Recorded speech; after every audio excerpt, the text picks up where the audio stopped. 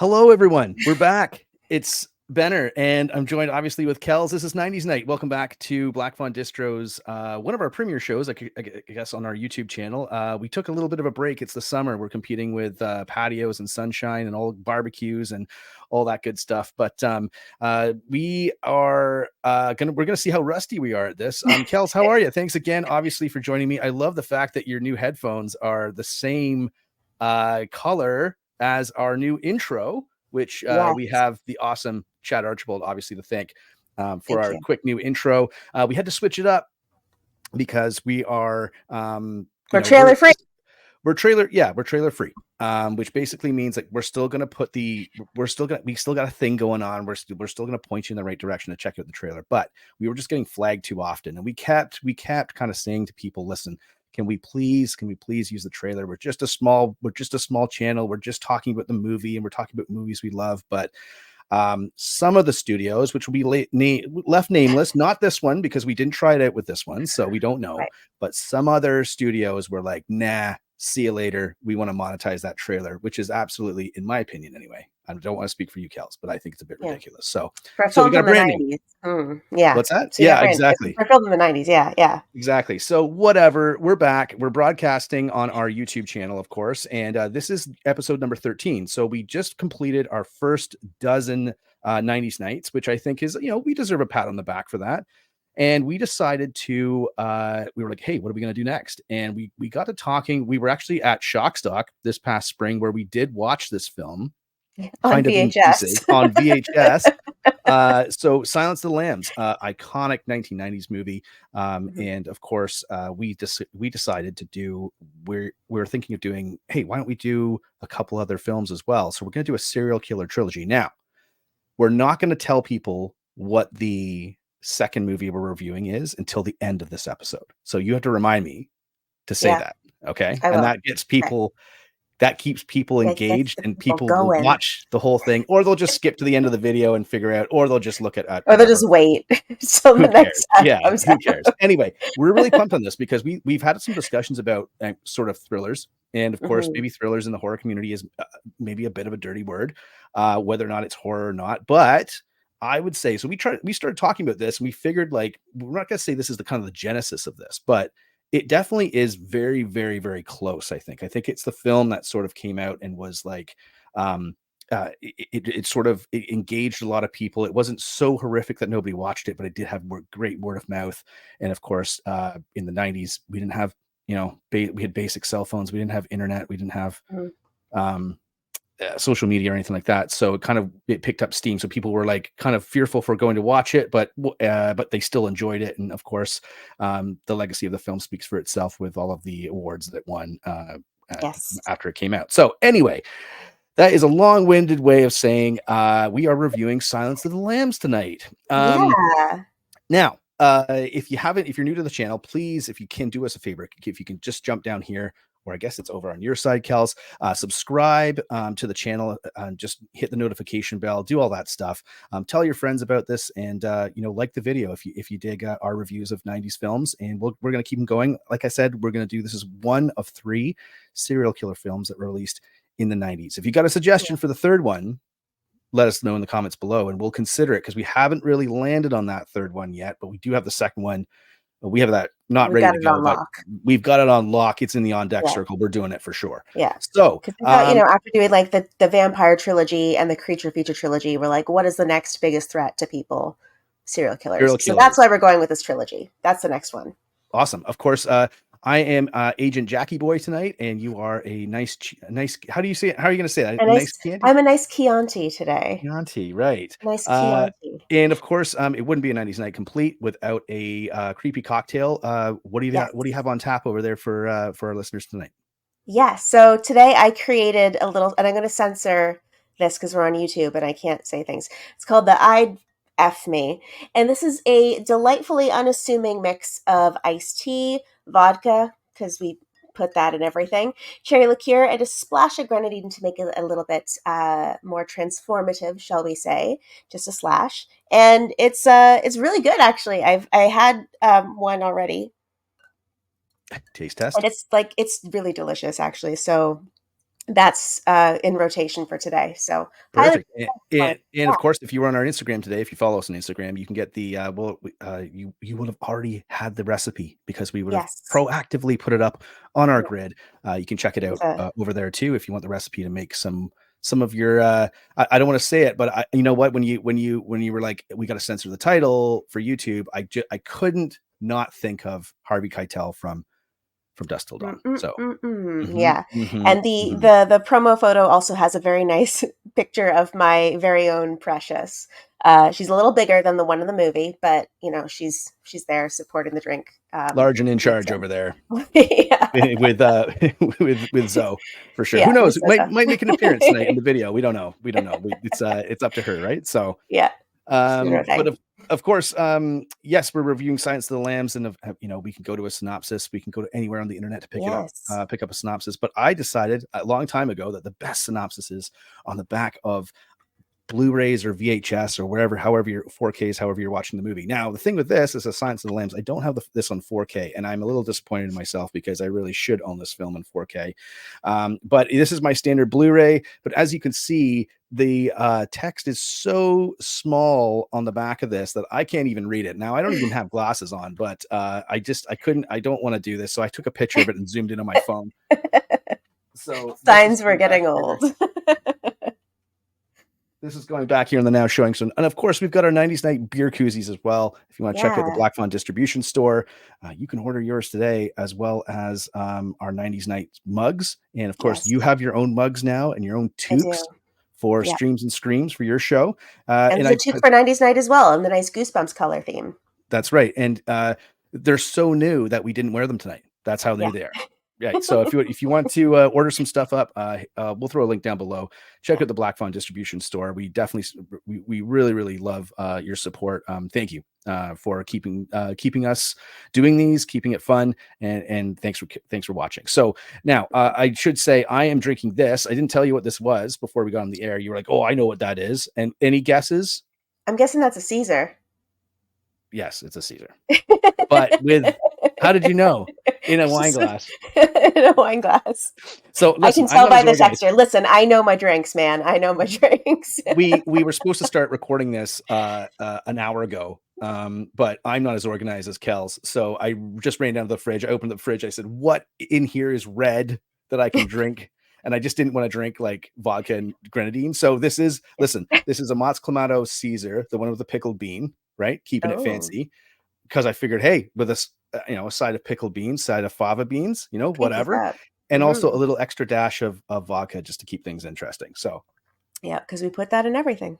mm-hmm, mm-hmm, Mm-hmm. mm-hmm, Mm-hmm. mm-hmm. Mm-hmm. All right, let's go with the synopsis. Now I'm gonna read Zoom this. in, Read zoom this from my in. phone.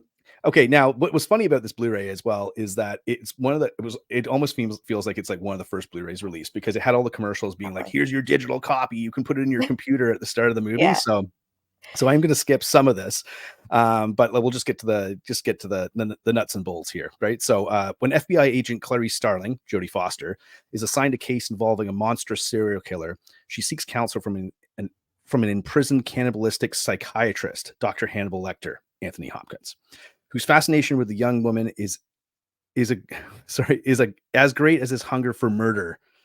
That's a great line, by the way. As their Mm. relationship develops, Starling must confront her own demons and an evil so powerful that she may not have the courage or strength to stop it. There you go. Oh. Boom. That's very Silent, different from the one on my DVD. I'm not going to lie to you. yeah. But Well, it's apparently the Hannibal Lecter series I'm seeing on the bottom of this, which is an interesting thing they've decided to note. I don't know what that means, I'm not but going to it's put you on part the of the spot Hannibal and like Lecter make you series. read the back of the movie, but Yeah, because I'll have to hold it like back here to do it because it's also very tiny. But yeah. So listen, we're already a few minutes in. We're gonna try and keep this as an hour because that was our new goal. But like Oh yeah, with we gotta. movies, this is great because the first film we ever did for 90s Night was American Psycho. And we talked about it for 2 hours because we love Yeah, that movie. We have so many things to so say good. about it. There's a lot to But say. Silence of the Lambs, kind of the same thing, but we're not going to go 2 hours. So let's get into We're it. gonna Kells, what do you try. got for the initial release and production breakdown for the The film? facts, yes. So this The was released facts. by Orion Pictures on February 13th, 1991. It's directed by Jonathan Demme, who also did Philadelphia and The Manchurian Candidate. Written by Thomas Harris. The book was written by Thomas Harris, and the screenplay by Ted Talley. Starring, of course, the Oscar-winning Jodie Foster and Anthony Hopkins, Ted Levine, Scott Glenn, Anthony Held, and Brooke Smith as well. Do you want me to talk about some box office as well? No, I'll jump in on the box office. Do it. So the domestic box office was 130 million, which back in 1991 obviously was a massive success. International box office was 142 million as well, which is typically unheard of Mm-hmm. in with this sort of release. Obviously, the Oscars kind of did a lot for this film, but it was the fifth highest grossing film of 1991 worldwide. Terminator 2, obviously one of the greatest action movies, if not the greatest action movie ever made, was number one that year. So that just puts things Yes. into perspective. So worldwide box office, 130 domestic, 142 international, worldwide $272 million. Which is, in today's numbers, I don't know how much that would be, but of course I would say at least double, probably even triple that. So a massive box office runaway hit, especially for a restricted movie at the time. It was a great success. Budget, get this. These are so budget and runtime. I cannot stress this enough. Kells, we have talked about this to death, but I swear to God, and we'll get into why this is so important in our criticism and our analysis of the movie. But the budget was 19 million bucks. Mm. So even by today's standards, even if that was 80 million, like very, very, very, very a nominal budget, very humble Very budget, but economical. economical. Thank you. Yes. Yes. Especially for what they pull off in this movie. Runtime 1 hour and 59 minutes. And what's our sweet spot for a movie, Kells? 2 hours. 2 hours. That's right. So Yeah. again, we've talked about this a lot. 2 hours is just seems to be the right time if you've got it, if you've got the plot to fill up this runtime. Pacing this movie, and of course we'll get to this in a little while, In depth. it is phenomenal. It's really, really, really good. Rotten Tomatoes currently 95%. No surprise there, with 150 reviews currently. Critical consensus being director Jonathan Demme's smart, taut thriller teeters on the edge between psychological study and all-out horror, and benefits greatly from stellar performances by Anthony Hopkins and Jodie Foster. Kells, marketing. Let's go. Let's jump in there real quick and give people a sense as to what the marketing was like for this film when it first came out.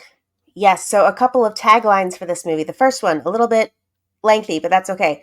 Dr. Hannibal Lecter, brilliant, cunning, psychotic. In his mind lies the clue to a ruthless killer. Clarice Starling, FBI, brilliant, vulnerable, alone. She must trust him to stop the killer. Little verbose. I still like it. I like it. Next, you've got prepare yourself for the most exciting, mesmerizing, and terrifying 2 hours of your life. So even they got it then. They knew how important that was. To enter the mind of a killer, she must challenge the mind of a madman.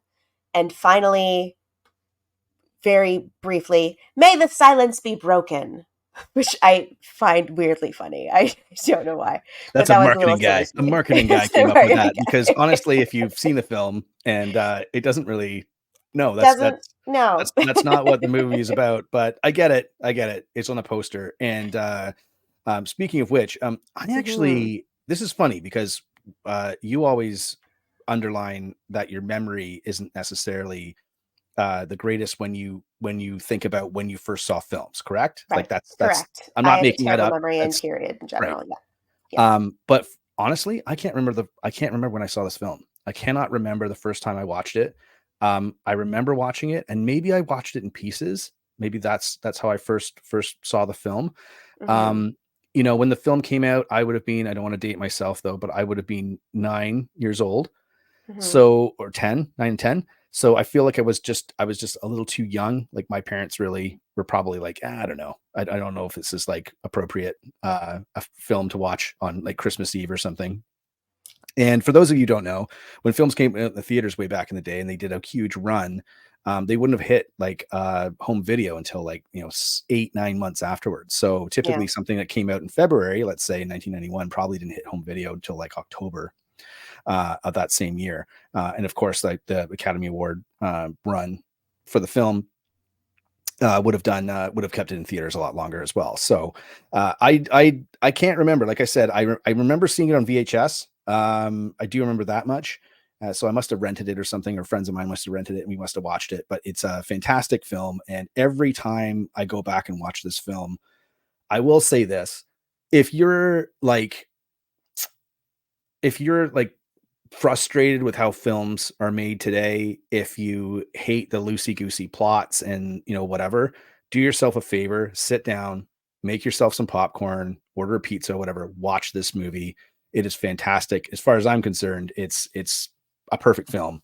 Mhm. It really does deserve the accolades that it got. And if you every time I revisit it, I'm always excited to watch it, and I'm always, or I wouldn't say excited to watch it, but as I'm watching it, I get more Yeah. excited because I'm like, God damn, It's so everything damn in this good. movie works. Every Yeah. line of dialogue, every plot point, it works. And my favorite memories of this film is just going back to revisit every couple of years or every few years. Yeah. Um, your thoughts?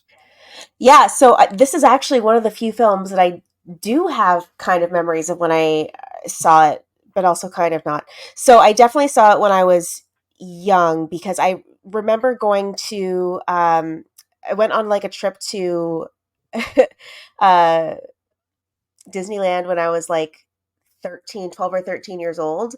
And I don't remember anything about the trip to Disneyland or Disney World. I always get them mixed up, the one in Florida, other than the fact that I went to go see Hannibal in theaters. And that was like a big moment for me. That's the one thing I took away from that trip was like I got to go see Hannibal in theaters. So the fact that I had seen that at like age 12 or 13 and knew what it was and how important that was and had like an impact for me tells me that I definitely saw this movie probably when I was like I must have been like 10 or 11 when I saw it because this is definitely one of those films that my parents would have shown me. Because, as I've mentioned before, not horror people, but cinema people. So they could Right. definitely justify showing me this movie as a child, which maybe they shouldn't have, but it worked. So I'm really glad that I did get to see it at a younger age because it made me really appreciate it as time goes on. Again, the more I watch it, the more times I see it, the more times I revisit it, the more I'm just kind of swept away by how perfectly wrapped up it is. Like it's just such a wonderful film and like you hear about films based on books a lot and a lot of the time they're not great, but this is one of the rare examples of a adaptation that is very faithful and also like stands alone on its own extraordinarily well book aside. You can take this and not know anything about the book and you are still getting a perfect film. If you have read the book, you're getting a lot more out of it as well because you get that additional context, especially when it comes to the character of James Gum or Jamie Gum, depending on who you ask in the movie. Uh, so yeah, I think it's such a wonderful, incredible adaptation, a wonderful, incredible film, and I have such a special place for it in my heart. Seeing it probably at like age 11 or 12 or something like that. Yeah, and when we first met as well, Yes. I think this was one of the films that we really kind of connected on. This Hmm. one and American Psycho, where like we were Yeah. like, oh yeah, yeah, yeah, yeah. Like Those that's are good. really Like, good. everyone's gonna say it's a good movie because it's a good movie, right? Like I mean, Right. like, and if anybody says like, oh, I don't really like American Psycho, like if it's like your aunt, then I get it. But if it's like a contemporary person that likes film and like, I don't really like American Psycho, I don't really like Silence and Lambs, don't maybe trust that person's opinion on I don't know anything.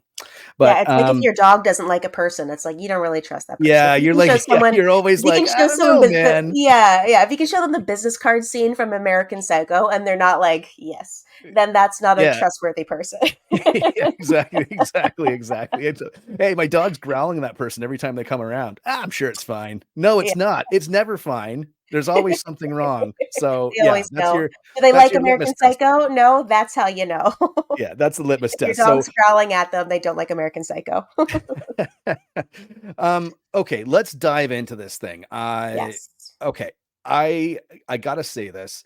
I think this movie is a great example of this, and also as well, it always reminds me of that quote from Alfred Hitchcock, which is like, there's the three most important things about a film is the script, the script, the script. Um, this movie's script, again, it's got good source material, like you mentioned just now. It's faithfully adapted from the book. I've never read the book personally, but I have heard that from multiple people. I think I But read it's it such when I was like, again, like 12 years old. I read the book. I don't remember it much after, but I remember reading it at age 12 and being like, this is a good book. Yeah, So and there that's you why, go. and now that's why you write and commentate on horror all the time. Yeah. So there you go. That's Uh, so the but I would say this, the script is so tight. And every time I sort of watch this, I always pick up something new. It obviously it revolves a lot around the characters, but I will say this, for the most part, this movie has aged exceptionally well. It all feels still relevant. I think it's I think it delves into subject matter that I think is handled very carefully, and also at the same time taking things and developing this film that has these overall threats from multiple directions, and putting our characters that we actually care about and respect on multiple levels and multiple characters throughout the film. And there's all kinds of instances of this, which we'll get to in the casting. But um, the thing with my thing with this film is that there's a lot of misdirection, and it all feels very clever and very earned. It never feels cheap or exploitative. Um, there are things that are introduced in the film that sort of they're introduced very very early on, and you don't really think about them, and you might actually not even pick up on them in the first time or second time you watch the film. But there's things that kind of show up and they come back around in sort of the second act or the third act, and they have some purpose. Like everything in the film has purpose, and that's something that is, I think it's just a testament of going back and revising the script again and again and again and again and getting it Mhm. perfect. And I feel like movies today don't do that. They don't have enough time, or they don't have enough money, or they don't have the right people working on them, or they have too many people working on them, whatever. But this film, like for instance, I'll give you a a couple examples here. Like the girl who disappears, right? So the girl who gets kidnapped by Buffalo Bill. Oh, and sorry, before we go any further, spoilers. So if you haven't seen the film, we highly recommend that you just go and watch it if you know nothing about it. But we're assuming that you're here to hear what me and Kells have to say about it. So that's your spoiler warning before I get into anything else. But here we go. So when Buffalo Bill kidnaps the senator's daughter at the start of the film, uh, Catherine, I think. Yes. Catherine, yes, thank you. So she has a cat, and the cat is sort of the cat's like meowing from the window when she's getting out of the car, and there's also like a close up of the cat as the van's driving away. And honestly, I feel like that's like a little subliminal thing where it's like, okay, well, she would never hurt an animal, right? 'Cause she's got a pet, Mhm. she got this cat, obviously. So that kind of like it gives her like a little bit of character development, and the And character context, yeah. development in this film, it's so good that it hurts. Like every single character is sort of developed in a way that kind of pulls you into the story. You want to know what happens. And like I was saying with the misdirection throughout the film, especially obviously in the third act, is that you never quite know where it's going. You always feel like you have an idea, but it changes and it goes sideways in not a way that's like cheesy, but in a way that feels like, oh my goodness, like that's just, I hadn't clued into it. And um, I would say as well, like, Buffalo Bill has night vision. He has the night vision goggles. Those come Mhm. back into play, obviously, in the third act, because it's nothing like one of those things where I feel like in movies today, Kells, like you would say that same thing would happen, but you'd be like, wait, hold on a second. Where do you get those goggles from? Like, Yeah. you just got them lying around. Like, why would he have those? But it's made clear in the start that he uses them. That's part of his operation to kind of kidnap these women, so he can kill them. And also as well, just, and Alan, I'll throw it back to you because there's lots to talk about here. But even Clarice's experiences, they are sort of like they're confirmed. Like she even when she approaches Hannibal Lecter's cell at the start, so great scene. Mhm. But then when she approaches him in the cell again, like sort of in the second act, and she tells him about the lambs, the story about the lambs. She sort of reveals why she's like that, like, and Lecter has sort of predicted that in the past, like things that he said to her, that he so it makes him sort of a trustworthy character as well, even though you would never trust this person ever. And there's lots of lines of dialogue and scenes of them in the movie where Hannibal Lecter is a monster, Mhm. but there are these scenes where he's like, yeah, but he's still smart, and he's still, so you still trust his opinion. That's very, very, very hard to do. And and again, the story about the lambs is set up to sort of explain the way she is in the first act, and also to set up the third act, which comes into play as well. So brilliantly written film, tons of character development. I'm going to stop talking. Over to you. I know you have a lot to say about this film too, so I'll be quiet. But man, every time I watch this film, I take something new away from it. Yeah, I think a signature of a very good film is economical screenwriting, and sort of like the Chekhov's gun idea of like, if there's a gun in the first act, it should go off in the third act. It's if you introduce something, you need to come back to that idea later. You need to tie back to that concept as give a purpose for mentioning this thing or showing this thing, just not something arbitrary that never comes back ever again. So I love that this film really focuses on that, and even just thematically, something with the cat too is like you're mentioning, that kind of gives you some insight to Catherine, I think her character, when she's sort of holding on to Precious later on in the film, that like, does she really mean it? She clearly does, because she's in that much distress. But also cats thematically come up in the film a couple times, which is very interesting when you think of like the overarching themes of like femininity versus masculinity. I think there's a cat.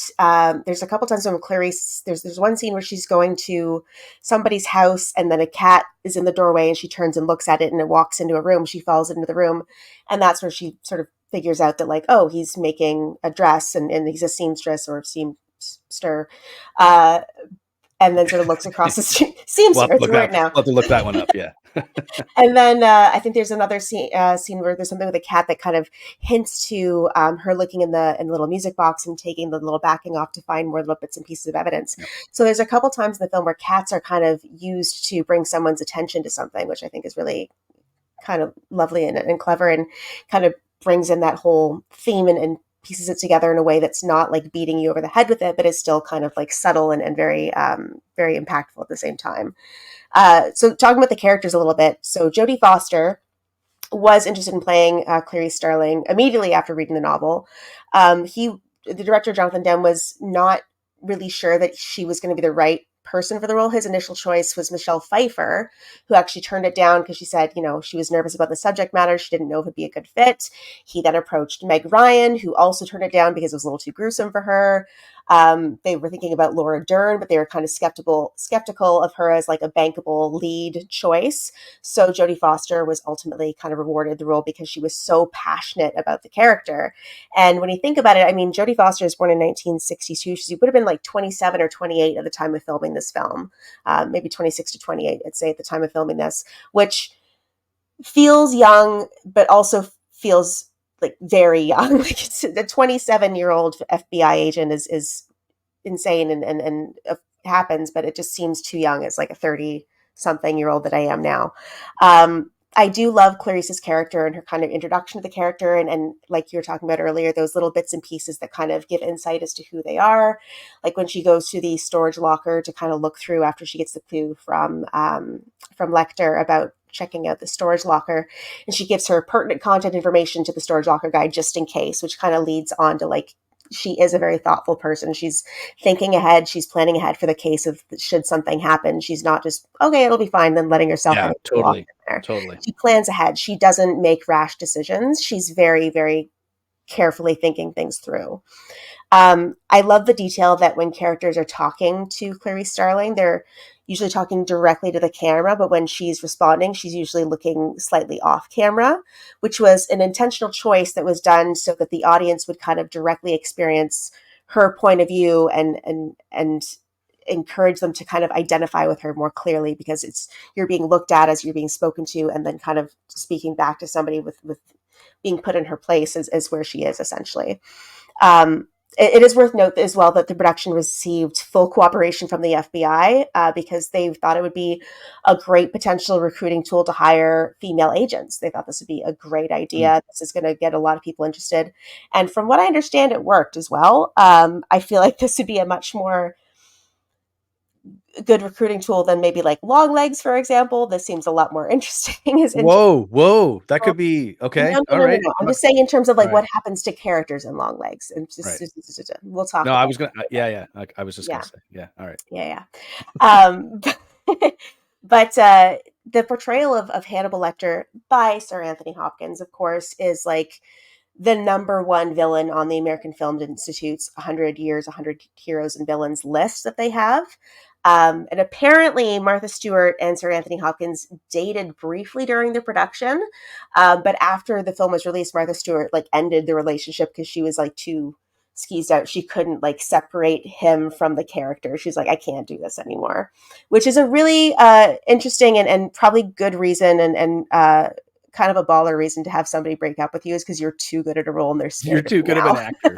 Yeah. And now Well, your girlfriend's scared of you. So great. I love that. uh, Um, yeah, Talking more sorry, about the Kels, I was characters. just Yeah. I was going to say that. Yeah, please continue. But we'll Yeah. as you're talking, I'll just throw up some stills from the movie. Of course, Please do. classic, iconic,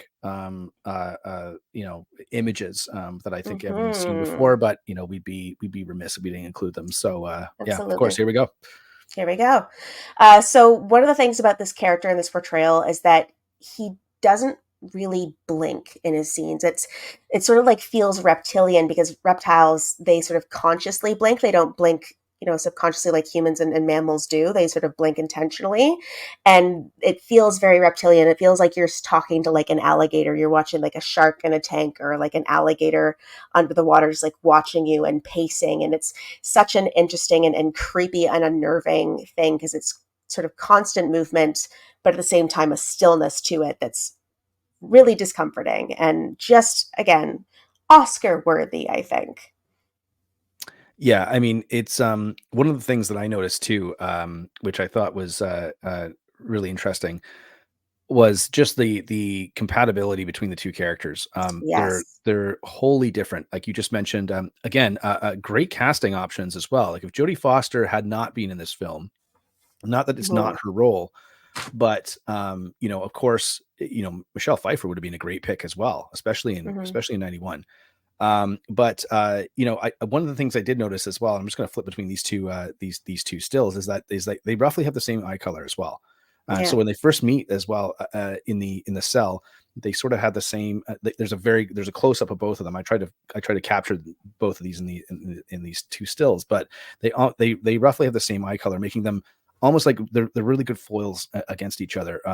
And of course, like the one thing I like about this film and the casting as well is that uh, Jodie Foster as Clarice, like you mentioned, that it was the FBI had they were hoping that it would up women going into the service, I guess. But she is such a complex character, and right away she's established as smart, tenacious. She's got a good Mhm. memory. She's inquisitive.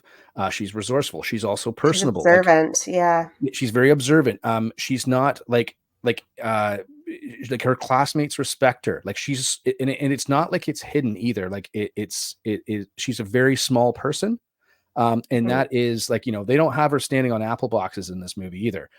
They very much lean into the fact that she is there because yes, she's putting in the work physically, but she's also there because her mind is brilliant. And Yep. there's classic you know uh, scenes between her and obviously Jack Crawford, played by Scott Glenn. Uh, he's he Scott Glenn, I think, is brilliant in this movie too, in such a great supporting role. Like he's stoic, he's all business. He's her superior officer in the FBI, but he's also professional. He's also smart. And the script as well, in the first like 10 minutes of the film, establishes Starling like she's again, like she's tenacious and determined and focused on her job and her career. She's not a loner. And over Mhm. the course of the film, she's like, people high five her, and like, she's got. It seems like she has friends outside of work. She's not just this like loser that doesn't that doesn't Can't is kind of separate. odd Yeah. or whatever. Yeah. She's very much like very determined and focused because she has to overcome maybe her physical limitations because she is so small. But the thing is with Scott Glenn that I really really like about this script is that he he's got a good memory too. He's just as sharp. When he says something, there's a scene where he says, "I remember you were very." I can't remember what he says. You grilled me that when I did that lecture. with you, and he's like, I gave you an A, and she's like, an A minus, sir. And he's like, yeah, of course. Like she's got a slightly better memory than him, maybe because he's older. He oversees so many people, but it just points out that she has a good memory, and it means something to her that she's kind of working kind of with him, but also that he respects her as an agent. Like, she was so memorable to him that he sees the potential in her, and has obviously she's on a short list of people that he's going to call for this particular case. I like that fact that they have that sort of respect. And there's a great scene where, and again, when I was talking about misdirection, there's a great scene when they go to see the one cadaver, and Scott Glenn says, "Hey, listen, I gotta talk to this guy. There's details of this case. I'd rather not. I just don't want to talk about them in front of my female agent." And but then afterwards, it's revealed that, like, no, she's there to look at the body. I remind me of that cadaver scene too, because there's one point I actually really want to raise. I think it's also brilliant. Is that, but then after the fact, when in the car, she's like Scott Glenn's talking to the local sheriff or whatever, and all the male officers are kind of looking at her and like to kind of judging her. But even when they're in the autopsy room, she goes, listen, she's basically like, listen, fellas, like, you've done a great job, like, get out of here, scram, basically. Mm-hmm. And they all kind of like don't do it, and then they're like, yeah, okay, because they respect the uniform, they respect the badge and the hierarchy of law enforcement, and indirectly kind of respect that she's in that role to look at this case. After the fact, when her and Scott Glenn are in the car, and she says, preemptively says, listen, when I did that, that's just to blow smoke. I just needed to get rid of that guy. I needed to get rid of the local law enforcement. No, like, I hope you didn't take anything personal by it. She goes, not really, but kind of. Like, it matters when you do stuff like that in front of me. And he goes, okay, point taken. And I Mm-hmm. love that scene so much, because it shows two characters with a mutual respect for each other that made judgment calls um themselves, but they it's like there's a little bit of a blind spot for each of them, and the other person sort of reveals that blind spot, acknowledges it, explains why they did what they did, and then understood why it would get perceived by the person that they do respect in a different way. Brilliant screenwriting. I don't know if you see that Mm-hmm. in movies anymore. I really don't. I can't remember. And it fleshes out Scott Glenn too, and I don't know, it's Yeah. awesome. Yeah, it gives an opportunity for those two characters to again show that mutual respect, and it's also um, you don't see that type of communication often between agents or anybody and their superiors. You rarely see that type of communication. Uh, but I think it's also because they understand the importance of what it is that they're doing and the importance of the job. It's not about them. It's not about their egos. It's about what do we need to do Yeah. to get this job done, which I think is just fantastic. And again, her attention to detail and her tenacity and her observance, I think, also really highlights why they wanted to use this film as a recruitment guide, shall we say, not necessarily tool, because it highlights all those elements that someone may see in themselves that they don't realize how useful those things can be. That they're maybe living in an area where you don't necessarily get to exercise those skills or those talents, and this is a really great vehicle for you to kind of pursue with that. Talking a little bit more about the casting, of course, there's a couple little Mhm. cameos in here. We've got George A. Romero pops up in here as the bearded man who accompanies Dr. Frederick Chilton and the two guards who forcibly remove Clarice after her final meeting with Hannibal Lecter. And then, in addition, Dave Early from Dawn of the Dead appears as one of the SWAT team. And of course, the late, great Roger Corman plays Yeah, FBI Director Hayden Burke. and we had to get a quick still of Mr. Corman here. Of course, just recently passed away at the ripe old age of 98, but a legend in his own right. And of course, the reason apparently he's in this film is that Jonathan Demme, is it Jonathan Demme or Jonathan Demme? I think it's I Demme. always say Dem, but I might be wrong about that. I But haven't asked him. he started his career, like, Roger Corman gave him his first start basically in film. Hmm. And apparently Roger Corman also appears in the Manchurian Candidate, the remake that Jonathan Demme also directed, and as well as Philadelphia. Just nice to see him in there. Awesome. What a legend. And obviously, quick shout out. Thanks for all your contributions to film, Mr. Corman. It's fantastic. So we had to give a quick shout out for that for sure. Absolutely. And speaking about the character that we haven't really mentioned too much just yet, of course, is Ted Levine playing James Gumb or Buffalo Bill, which the character I think is incredibly fantastic as a mix of Ted Bundy's hunting style with pretending to be injured in order to get sympathy and to get assistance and then pushing the Yeah. girls into the van. Ed Kemper, there's a little bit of the backstory of like he also killed his grandparents at a young age. And Ed Gein, of course, with the skin suit, that being something that he's kind of pursuing. But I love the details with this. Like you can kind of tell that there has been a close attention paid to criminal psychology and psychopathology. He's a product killer. He's not a process killer. He's not killing for the joy of killing. He's killing because he wants to make this skin suit. He wants to have this transformation. He wants this final result. And killing is just something that he needs to get through in order to get that final end to it. I think about the last scene wearing concept a lot. Like whenever you see like police bulletins are like, oh, this person was last seen wearing whatever. I think Mhm. about that a lot because I change costumes like 7 times a day. Like I don't think I start in the same outfit I end up in at the end of the day. No one would know. If I disappeared one day, you'd never be able to tell an accurate description of what I was last seen wearing, I think. So I think about that a lot. But I did just want to talk about Buffalo Bill a little bit with that psychopathology because I think it is a really excellent attention to detail and also appreciation of the FBI and the criminal profiling that goes into it. There's a lot behind it too with the character of James Gumb. There's a lot of online conversation and online dialogue about the representation Mhm. that kind of goes a little bit more again into the psychopathology and his psychology just in general, which there's a lot that can be said about that we can chat about a little bit later if we feel so inclined. But yeah, I think it's something that there's clearly a lot of attention to detail. It's not just like, oh, he kills women and he does this and blah, blah, blah. It's very thought out, you know? Yeah, it's very much so like in I think the best description for that would just be like it's a very, very mature Mhm. writing of a complex character. Absolutely. Very especially in I guess the book was written in the 80s, but especially the movie being written in the 90s, very easily could this topic or the it could very, very much be painted with a broad brush in the 90s, and it wouldn't have aged very well at all, especially in this, especially where we are now in 2024. I Mhm. really feel like it would have been like, oh, well, this is just almost like a caricature, right? Like, oh, he's just, he has these components to him that makes him crazy, that makes him an insane person, that makes him, Mhm. blah blah blah blah, and it's not that at all. There's lines of dialogue, and again, going back to the script, lines of dialogue in this film that say, no, no, no. I know what you're thinking as an audience that you Mhm. might not, but that's not what we're talking about. We're not talking about that. We're talking about this, and this is why.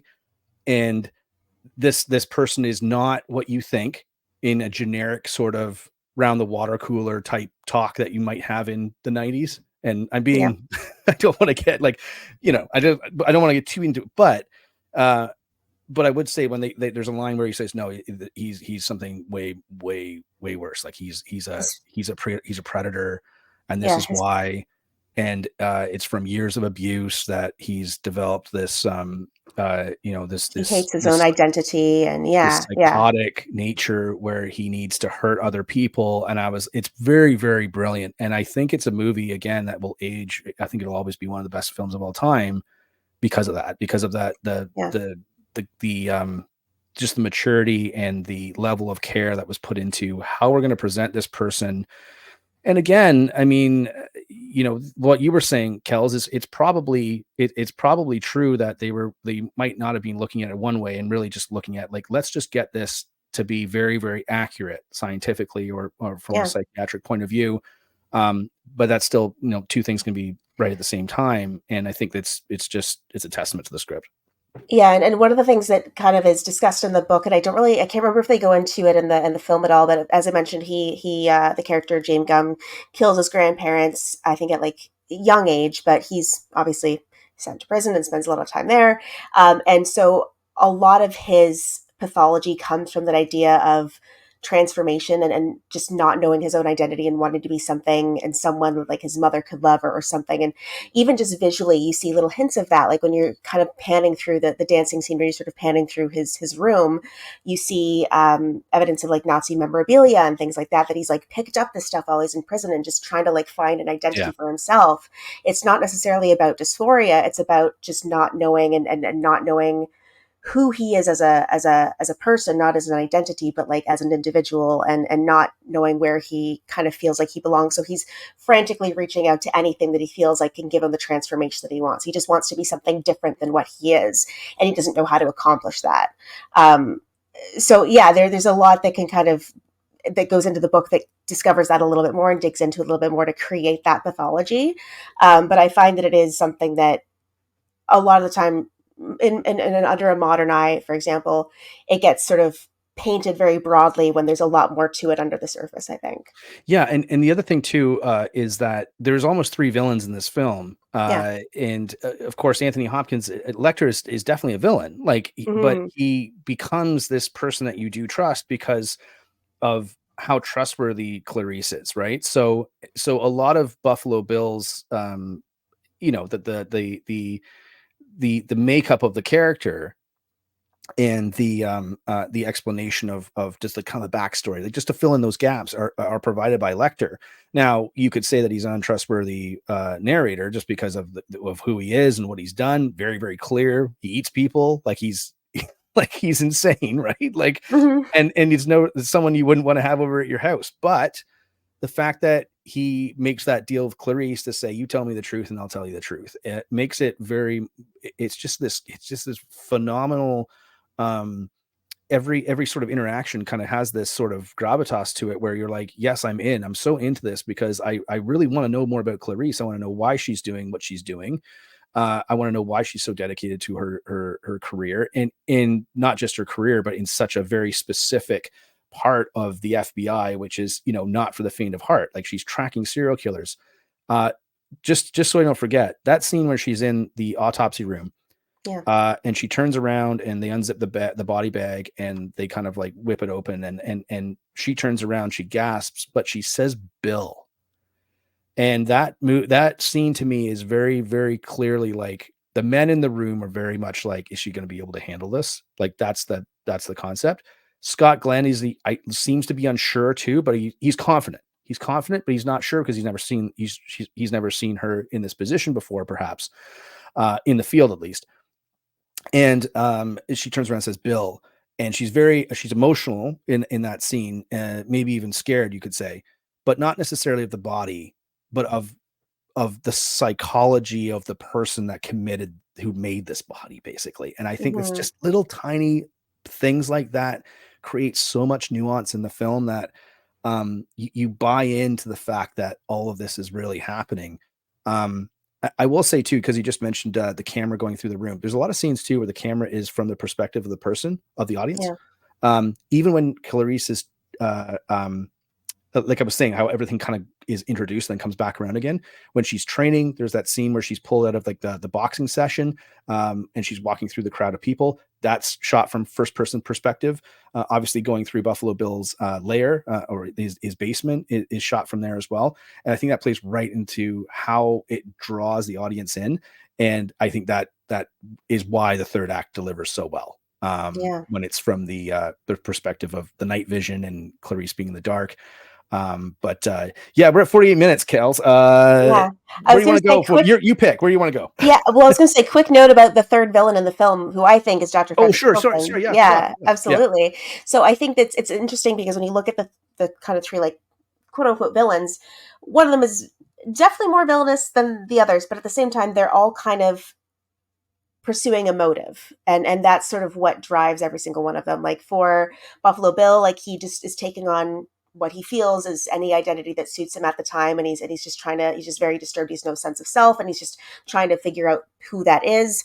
For Chilton, he has obviously his own ideas of what he wants, and then for Hannibal Lecter, he has of course his goals of just getting the hell out of there and maybe seeing outside for a Yeah. little And if bit. it wasn't clear, Dr. Chilton is, yeah, he's an asshole. Like, yeah, He's and he's terrible. so He's schmarmy, and like, smarmy. Yeah. God, and Oh, he's I just love. like, he's just so he's so into it, in it for himself, and like that line though too when Clarice shows up and he goes, that Baltimore's a pretty cool town if you have the right person to show you around. I was like, oh my God. Yeah, I love when But he's kinda hitting on her and she's like, "I yeah, graduated from UVA, doctor, it's not a charm school." Like, saying, like, "I'm here for a yeah, reason. I'm not just a pretty face that they picked because they knew that he would wanna talk to me. I do the work."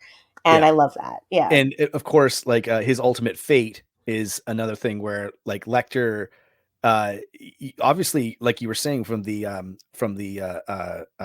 marketing, that's what's Mhm. luring people in. Like you're going to this movie expecting there's Hannibal the cannibal, he's a serial killer, he eats people, he's the villain of the film, and you could Yeah, argue that he's the least villainous of the three. absolutely. Or maybe the second, I don't know. There could be an argument made, but he's definitely not the main villain of the film. Obviously, that's Buffalo Bill. And at the end, when he's waiting for Dr. Chilton to get off the plane, it's sort of like you're like, yeah, He's I like want you to eat that guy. it's like, So "Do it! it's like a little bit of Success!" subversion in the audience, right? To be like, Yeah, and that's done throughout the entire film, to be like Lecter is you kind of root for him. um absolutely you do. but Yeah. it's so like, again, like this is so hard to do in a film where you're rooting for the bad guy, but you still give a shit about the but about the protagonist. Like Definitely. Yeah. you want Clarice to succeed in this film, but you also want Lecter to get away. Like, Yeah. and that's crazy thing It's a to duality. navigate an audience through, because ultimately he is still a villain. Mhm. And but I mean, you don't want to you'd never want to see him. You don't It's never like in the film you're like, "Oh, I don't think that guy should escape." Right? Mhm. But if he does, Mm, I mean, as long as shit he could doesn't come happen, man. after me. So, Sense of things coming back that they kinda touch or allude on earlier on that kinda come back in the film. 2 quick things.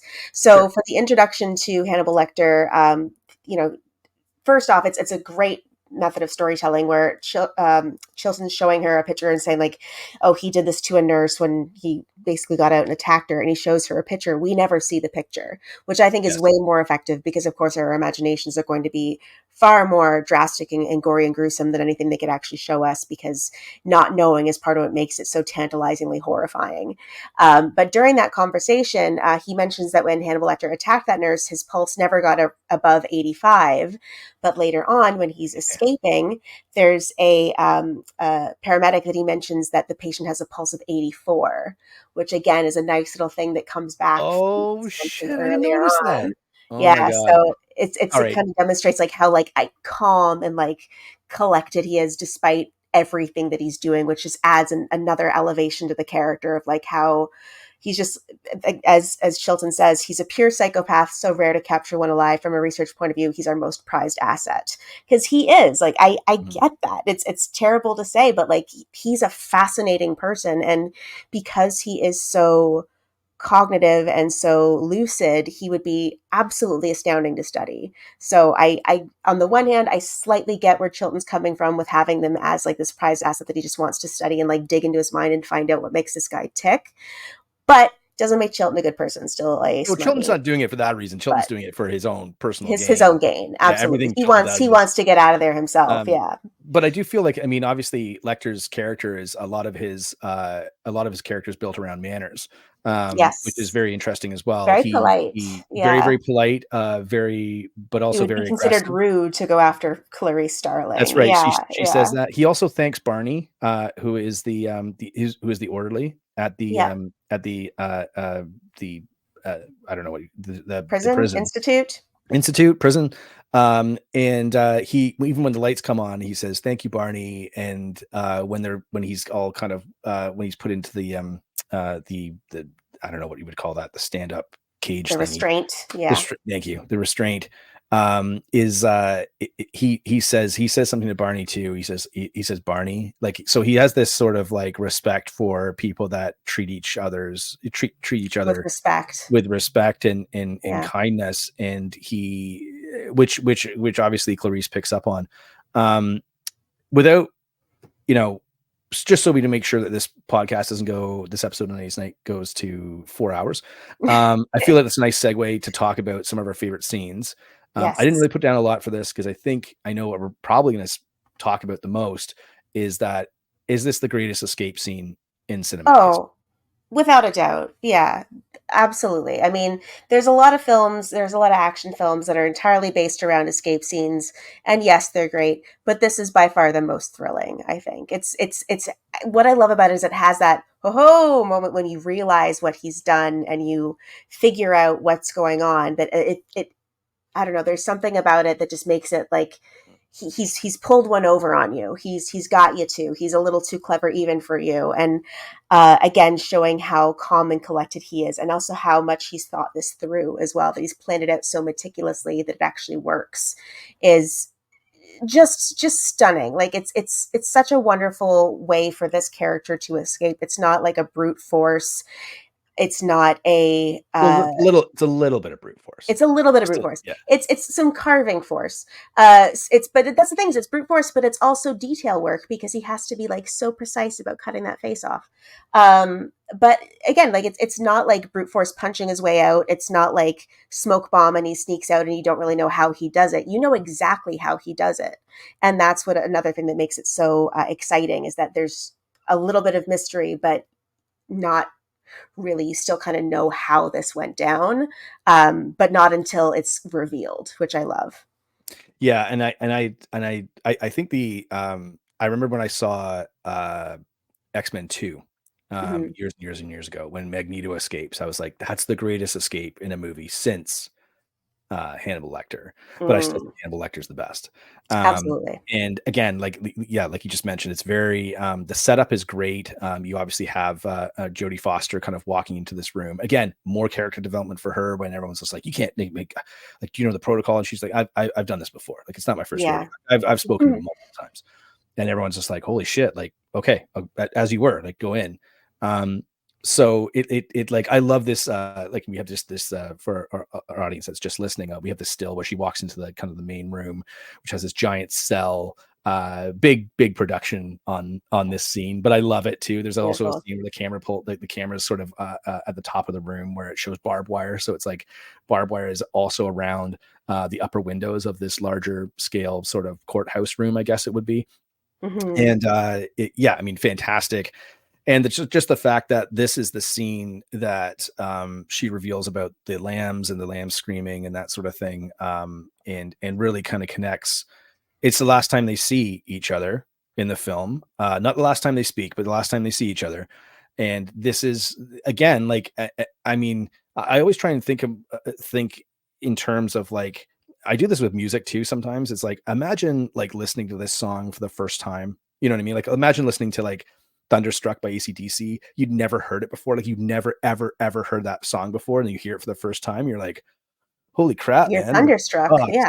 you know, and it's like, it's kind of like this movie. Like, imagine watching this movie for the first time and being like, Yeah. okay, so sorry. So what's going on here? Because I think what's brilliant about this film is that this is all the second act. Like Yeah. the third act is Oof. so in the, like, you have no idea where this film is going to go in the third act, because Lecter's gone. Jodie Foster makes it clear that he's not coming for her. So what's happening? Like, what is, and it's funny. Like, in the third act, like, Lecter's not even in the third act. Yeah. You almost kind of forget about him because everything else is thrown into peril. And then he kind of, he shows up for a little bit of an epilogue at the end there. But what a fantastic, again, script.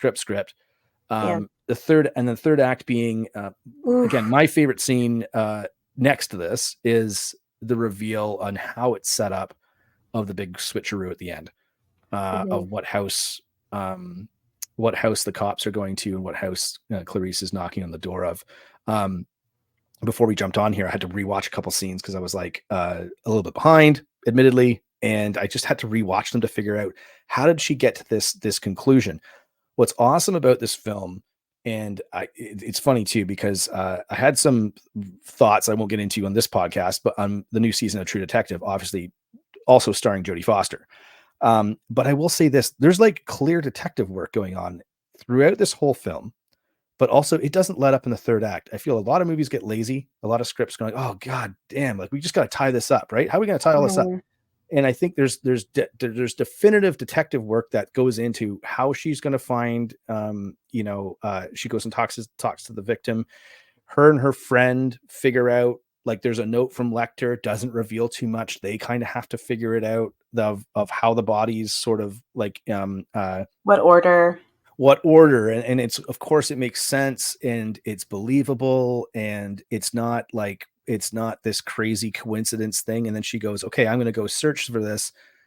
Scott Glenn calls her, says, oh, we're in the air, we're going, like, obviously, and you could say that's you could say, well, that's kind of disrespectful for Scott Glenn's for Jack Crawford not to call her, but she's just a rookie too. Like, she's just a Yeah. rookie. They got SWAT Keeping her teams going in. safe. It's not necessarily, she's not even graduated yet.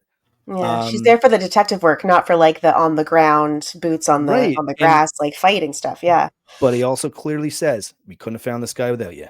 Like, yeah, this is your kid. We couldn't have done this without you. Hang tight. You stay in Belvedere, which is the town she's in. See what you can rustle up there, and whatever. And then obviously the flip around is that, and he says, you can't. She says, you're 400 miles away. I can make it. He goes, don't bother. It's all good.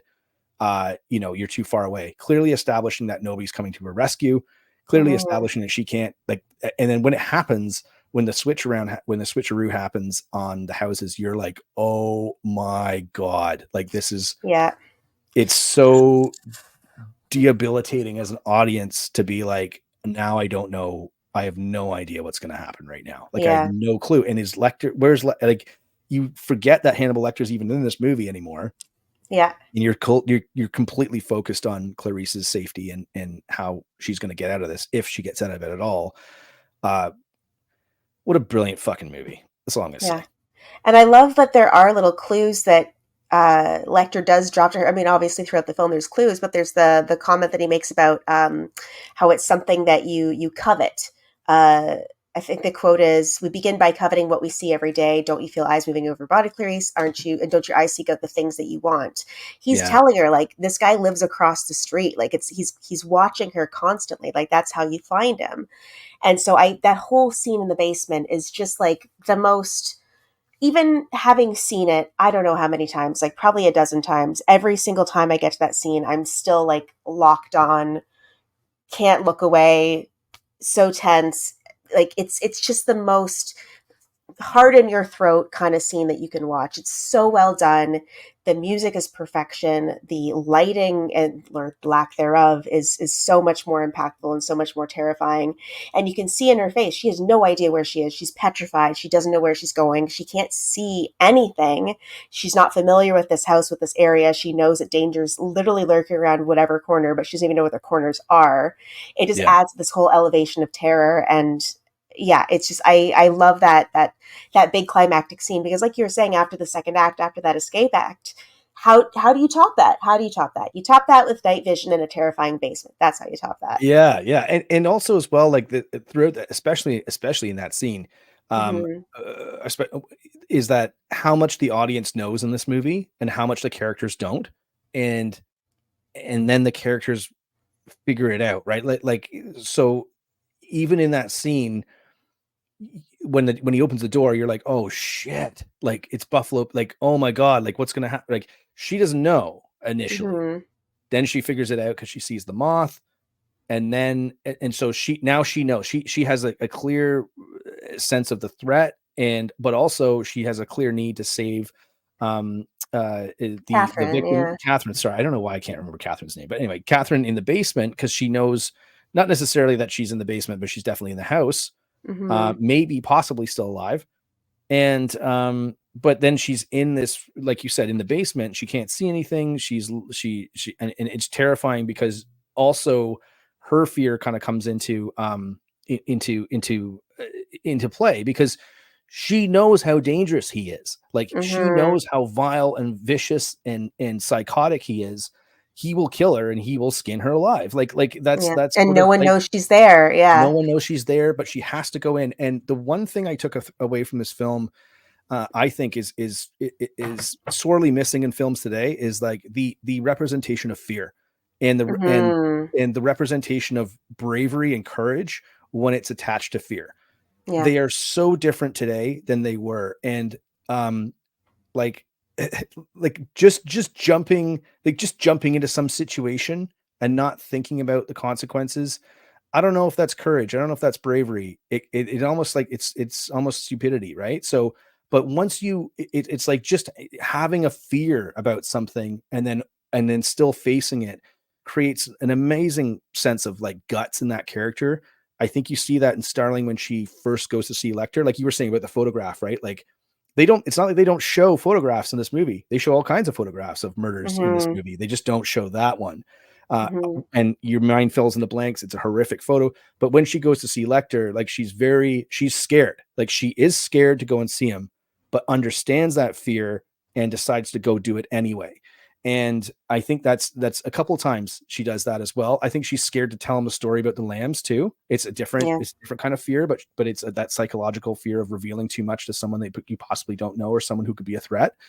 And then that all plays into the end where she's has this physical confrontation where she doesn't um she has no idea what she's getting into. There's a fear there, but she has to just face it and combat it in order to kind of get to the other side. I think in movies today people just go here's something scary, and our you know our hero just goes right in and doesn't think twice about it, and that's the and it's like, well, right, but that doesn't create any sort of tension. That doesn't create any sort of fear in the audience. It just things just happen, and it's sort of a little bit of paint by numbers. Yeah. This is way more intricately written, and again, I kept coming back to that, being like if you're scared of something, you don't want to face it. Like you want to run away from it. Like that's our Right. human condition. Um, it's the fact that like courage and bravery is actually tied to the fact that you recognize that it's scary, that you recognize that it's a threat, and you still sort of combat it anyway in order to sort of to rectify the situation. So It also anyway, speaks to not to like ramble on too much, but it's so different from what we see today, where it's like we see movies that are 2.5 hours long sometimes, and you're like, sorry, where did we go? Like, who grew in this movie? yeah. Like, where are the arcs in here? Like, where are these characters? Where did they start? Where do they end up? Um, Very clearly, I think every character in this film sort of like starts somewhere and ends up somewhere else. Somewhere else. Yeah. And I one think last point, sorry, Kels, one, yeah, yeah. sorry, but at the end, when she basically graduates and she shakes Scott Glenn's hand, um, basically to congratulate her on on her graduation, but more so to that she's earned his full uncompromising respect. Not that she didn't have it before, but that it solidifies both those characters being like, I knew you were a great pick for this. And also I mean, and she knows that she accomplished what she set out to do. Mhm. I don't know, fantastic ending.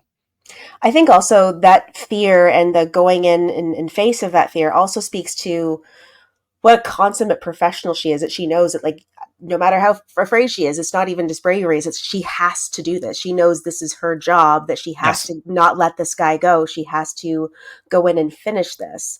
And that's what's expected of her, and that's what she has to do as an FBI agent. And so I think, the following scene with her being her graduation, it's also a great reminder that like she wasn't even a full agent when she did this. Like she was still in training. She could have easily been like, nope, I'm Yeah. done. Yeah. That's it. I'm out, and walked away. And I don't know if anyone would have faulted her for it, but she's like, no, no, no, I want to do this. This is what I meant to do. And she goes in and does it despite every fiber of her being telling her to get the hell out of there. And I think that also speaks to, again, her professionalism and her desire to do what's right, which And her personal speaks motivations, to her right? character. Exactly. To do right, to do good. Exactly. Influenced by, her father. Hmm. I love I love some of the conversations that she has with Lecter too, where Lecter sort of tries to goad her into, you tell me these salacious details. And when she goes to stay on the ranch, and he says some, pretty salacious stuff, and she's like, no, like, no, he was a decent man, he was a good man. Yeah. This is actually, I'm not going to tell you what happened. And then she obviously reveals that later on. But just like really fantastic. Like not everyone in the movie is a monster, but there are real Hmm. monsters, and this is the other side of that. This is what you have to be, or this is what you have to do to defeat this sort of like I use this in air quotes, evil in the world, or these types of criminals. You have to become something that you're that you're not. And I think just the arc of Clarice in this movie, of how she grows and becomes, again, like you just said, you forget that she's a trainee. Like, you totally Yeah. forget until the end. You're like, oh shit, yeah, she's like, I mean, Yeah. And so she is, I don't want to say she's naive. She's not inexperienced. She's inexperienced, mhm. but willing to gain that experience through sort of, taking things head on, and being tenacious, and that sort of thing about it. So, Yeah. yeah, I don't know. I could talk all day about it. Yeah. I mean, it ties into that whole theme as well of like transformation. And like that's a big theme. I mean, obviously with Buffalo Bill, that's Yes. the driving theme for him, but it all kind of ties it all nice together in one big butterfly bow. Uh, Yes. Yes. so speaking of that, shall we, anything else you want to touch on, or shall we wrap up? We went a little over an hour, but we're still close. We're still Yeah. Yeah. I mean, getting there. we can wrap We could up. talk for another like 3 hours on this. There's so much to say. Sure. So we're gonna let's skip favorite quotes. I think unless you want to dive into them real quick. But I think we've gone over some of them. Obviously, some of them are so classic that people use them all the time. But do Mhm. you want to talk about maybe just quickly the legacy of the film, and then we'll wrap things up with some final thoughts? Or your call, Yeah, man. This is one of your favorite films. sure. This is You're the so person good. that has a Silence of the Lambs reference tattooed on you. There Yeah. you go. So I'll So you make the I'll call. I'll do my little fun facts, because I Sure. already said a bunch of my favorite quotes, and I think a lot of Right. them are fairly obvious. But so first off, it was the third and most recent film to win the Big Five Academy Awards, which is Best Picture, Best Director, Actor, Actress, and Best Adapted Screenplay. And it was Mm. actually the first and to date, I believe, only horror film to win Best Picture. The second note is the pattern on the death's head moth on the poster is actually not like the actual skull thing. It is actually, if you look very closely, it is Salvador Dali's In Voluptas More, where it's like the little, like, I'm going to try and zoom this in as close as I can, but it's Oh, a bunch of really? little ladies all together, that Salvador Dali painting, that it's a bunch of women posed to look like or photo, I think, a bunch of women posed to look like a Yeah, skull, yeah, yeah. which, side note, is also what they used for the poster art for The Descent, which I did a Streams and Screams episode about. All Fun comes fact, together. all comes together. Fun fact, during location scouting for the house in which James Gumb was living, Ted Levine, who plays Jamie Gumb, was amazed to discover that the house that was considered was not only the town that he grew up in, but it was literally next door to the house of his high school girlfriend, which is a wild little fun fact. And also, last fun fact, with the exception of what was found in the old limousine, the head, no dummies were used for dead victims and same with the photos that were depicting the dead victims. They were all done with real actors and realistic makeup, often well Wow. undressed and out in the open. So that's all real bodies that you're seeing, except for that one severed head. Obviously, a little bit harder to recreate with a Yeah. real person. Yeah. And the, I mean, that's awesome. Just because we're big believers to practical effects. Yes, Put it in frame. It'll look way better. do it. And your mind will fill in the gaps here and there, right? If you don't see stuff. I will say, as far as I know, there's lots of discussions too about whether or not Anthony Hopkins deserved to win Best Actor, because he's only on screen for about 16 minutes, and they like people say, well, I don't know, a 2 hour movie. He's only this. Is it really a Best Supporting Actor and not necessarily a Best Actor? Um, it's a hard call. Like I do kind of feel he's the other lead. I guess you could make the argument that maybe Scott Glenn's the other lead, but I think Lecter drives the film the most, next to Buffalo Bill. But I don't know your thoughts, Kells. Like, do you have a? I mean, no Well, doubt he deserved to win an acting Oscar, but should it have been yes. for Best Supporting Actor and maybe not necessarily Best Actor? Well, that's what I'm double checking. Was it best supporting or was it best actual proper actor? Because yeah, Jeremy Irons won Best Actor in a Leading Role, and supporting role. Am I looking at the wrong year? I'm looking at the wrong year. Would have been technically 1992, wouldn't it? Because it came out in Yes. 91. Yes. So, yeah, he did lead Best Actor in a Leading Role.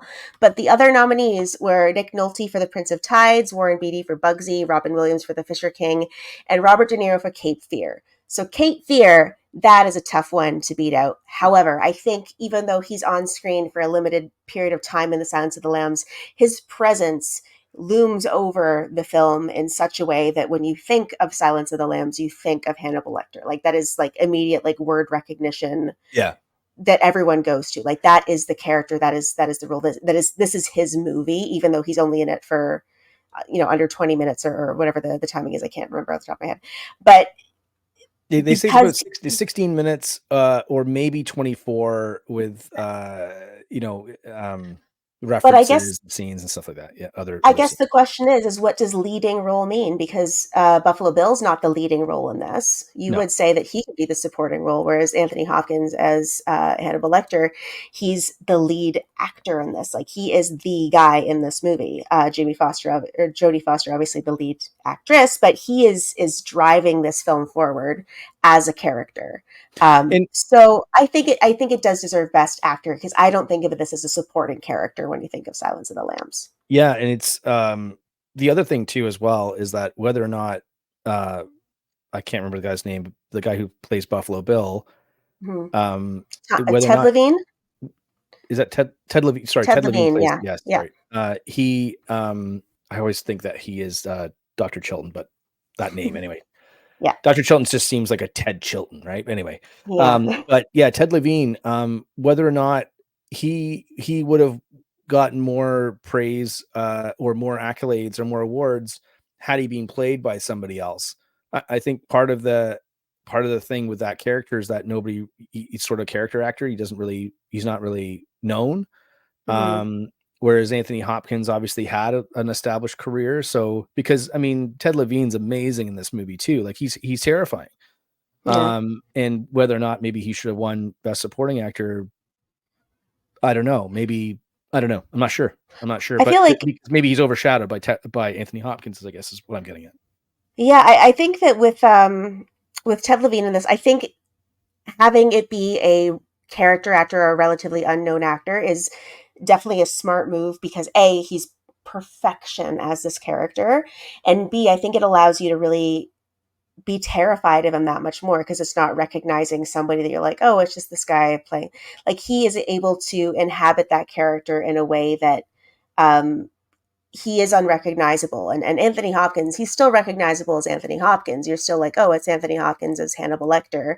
He's Hannibal Lecter, of course, but he's still Anthony Hopkins as Hannibal Lecter. I think if you were to have like Brad Pitt as Buffalo Bill or Tom Cruise as Buffalo Bill, it would not be nearly as impactful as having like this guy that not is really known for anything because you can connect with him that much more clearly. And that's one of the reasons why I love watching like foreign films is because if it's not an actor that you're immediately familiar with, I feel like you're able to get swept up in the performance that much more Yeah, easily. And 100%. so I think because it's this character actor, this actor that's not as well known, you're swept up with it just right off the gate and makes it that much more unnerving and terrifying when he has those moments of pure abject terror. Yeah, and I would agree with that for sure. I think well, let's wrap this up. Mm-hmm. We're gonna go 2 hours, and we don't want to do that. We don't want to scare anybody off. Thank you, everyone. If you're still tuning in right now, this is the first of our 3-part trilogy series on serial killer movies from the 90s. Of course, this is our first one, and Cape Fear is not one of them. But Cape Fear was made in the 90s. Maybe we should do Cape Fear in a future episode of 90s Night because I love that movie. It's a That's a great remake, one. and I don't know. I love De Niro in that movie. He's psychotic, and I just love that scene when he's laughing in the movie theater. I just think that's the funniest thing ever. But anyway, um, What but is our next film, though? What is our let's next talk film that about our we next film. selected? So thanks everyone for Yeah. tuning in. If this is your first time, thank you for sticking around for the entire episode. We hope you like our discussion of Silence of the Lambs. And of course, if you can do us a favor and quickly subscribe to our channel, like this video, share with your friends, come back for more, whatever you can do. And also check us out on Instagram, Twitter, or X or whatever it's called now, as well as Facebook. And that's where we have all our stuff. And of course, check out the new Black Fawn distribution store. We've got some 90s Night swag up there. And you can see that. We'll include a link down below. So we've got 90s Night koozies, 90s Night coffee mugs, 90s Night toques, and we also have some brand new blends of coffee provided by Deadly Grounds. Yes. And we have that for sale in the store as well. It's our Black Fawn Distro branded our own coffee. So you can pick some of that up, make yourself a mug, put it in your 90s night coffee mug, put on your 90s night toque, and put in Silence of the Lambs. Okay. Next, Like though. that? Do you like that? That's good. You didn't say what the next movie is, though. I know. You know what, Kells? That's because I was going to throw it to you. Oh, And really? that was my Oh. segue to say, but enough about what I want to talk about. Kells, why don't you tell anyway, we're just Okay, joking. so what Kells, I'll tell the mention people what we're doing next. next, we are going to cover the one and only, and more than 5 or 6, 7 is the film we will be covering next. Yeah. That's right, 7 in part of So our serial killer trilogy. There we go. Silence of the Lambs, I would say, is probably your favorite serial killer movie. Up there.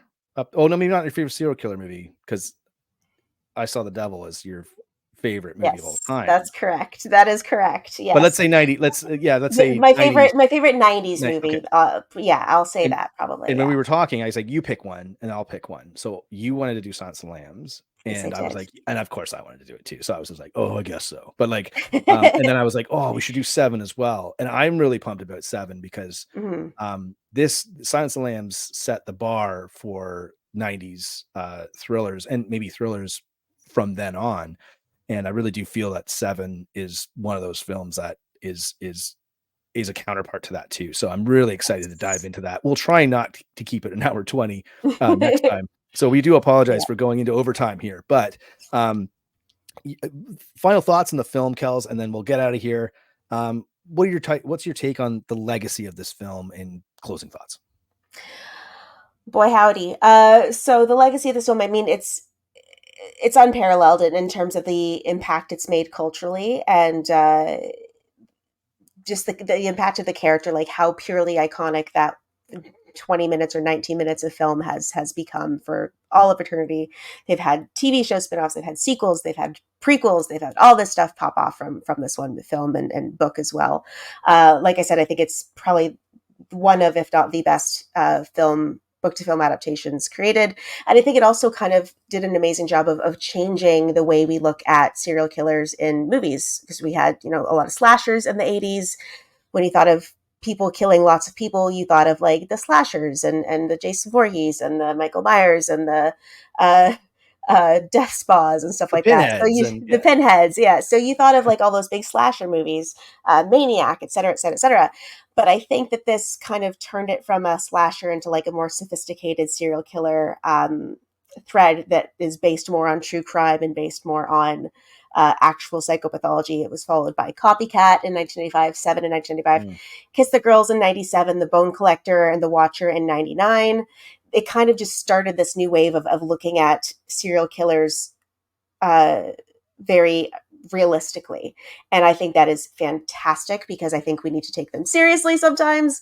And it's not all fun and games and boobs and axes to the face. So kudos to this film for just changing the game, I think.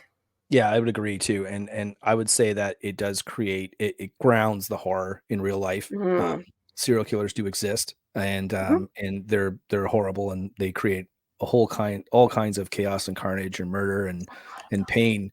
But there is something fascinating about that, and I feel like you can see it in people consuming true crime content nowadays.